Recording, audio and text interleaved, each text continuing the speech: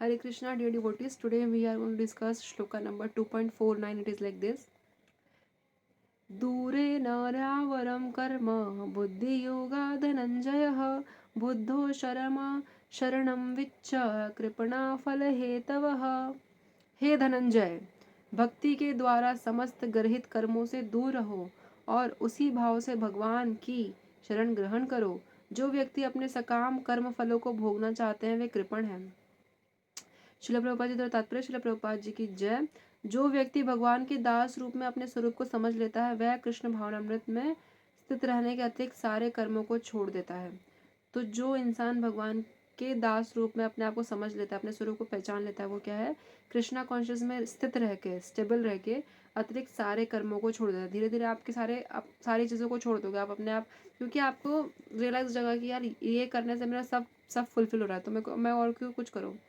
जैसे इसका एग्जांपल मैं ऐसे दे सकती हूँ, जैसे आपकी कोई जॉब है, हाईएस्ट सैलरी वाली जॉब, हाईएस्ट सैलरी वाली पेड जॉब है आपको, ठीक है। तो उसमें जो है आप अपने सारे ड्यूटीज़ को फुलफिल कर पा रहे हो। तो जब हमको एक हायर चीज़ मिल जाती है तो हम सारे लोअर टेस्ट को छोड़ देते हैं। तो कृष्णा कॉन्शियसनेस सबसे टॉप मोस्ट हायर हायर वो है, हायर चीज़ है। जब आपको वो मिल रही है तो आप बाकी चीज़ें अपने आप छोड़ दोगे, है ना। जीव के लिए ऐसी भक्ति कर्म का सही मार्ग है। तो जीव के लिए ऐसी भक्ति कर्म करने का क्या है, ऐसी भक्ति कर्म ही क्या है, सही मार्ग है, सही रास्ता है। केवल कृपण ही अपने सकाम कर्मों का फल भोगना चाहते हैं। तो कृपण लोग जो होते हैं वही अपने क्या है, सकाम कर्मों के फल को क्या है, भोगना चाहते हैं। जो कंजूस होते हैं ना, और वही अपने सकाम कर्मों के, अच्छे कर्मों के फल को क्या है, भोगना चाहते हैं। किंतु इससे वे भवबंधन में और अधिक फंसते जाते हैं और इससे क्या होता है, वो धीरे धीरे और एंटेंगल हो जाते हैं। ये ऐसा है जैसे आपने कभी किसी को गैम्बलिंग करते देखा होगा ना। अगर उसने 10 रुपये लगाए तो उसको ऐसा होप है कि वो और जीतेगा, पर वो हार गया तो वो 10 रुपये को रिट्रीव करने के लिए वो और 10 रुपये लगाएगा, और ऐसे करते करते वो सब हार जाएगा। तो ऐसे ही होता है, हम सोचते हैं कि हम अपने सकाम कर्मों के फल को भोगे, फिर ऐसे करते करते हम इस भवबंधन में और इस जाल में क्या होते हैं, अधिक फंसते जाते हैं। और गैम्बलिंग नहीं करनी चाहिए, नो गैम्बलिंग।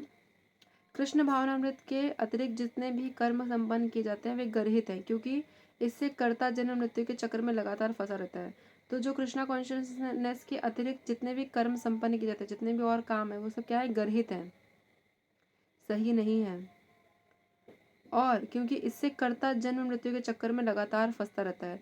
इससे क्या होता है, जैसे हम कोई काम करेंगे, हमें उसका फल भोगने के लिए वापस आना पड़ेगा, फिर हम उसमें कुछ करेंगे, फिर हमें उसका फल भोगने के लिए वापस आना पड़ेगा। तो हम जन्म मृत्यु जरा व्याधि के चक्कर में क्या है, फंसे हुए हैं, और ये रिपीटेड साइकिल चलती रहेगी। हम इससे बाहर कब निकलेंगे अगर हम भक्ति नहीं करेंगे तो। अतः कभी इसकी आकांक्षा नहीं करनी चाहिए कि मैं कर्म का कारण बनूं। तो हमें कभी इस चीज़ की इच्छा नहीं करनी चाहिए कि हम किसी कर्म का कारण बने, रीज़न बने।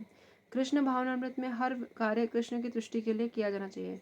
तो कृष्णा कॉन्शियस में हर काम किसके लिए किया जाना चाहिए, हर कर्तव्य भगवान श्री कृष्ण की तुष्टि करने के लिए किया जाना चाहिए। हर चीज़ उनको खुश करने के लिए, उनको हैप्पी करने के लिए की जानी चाहिए।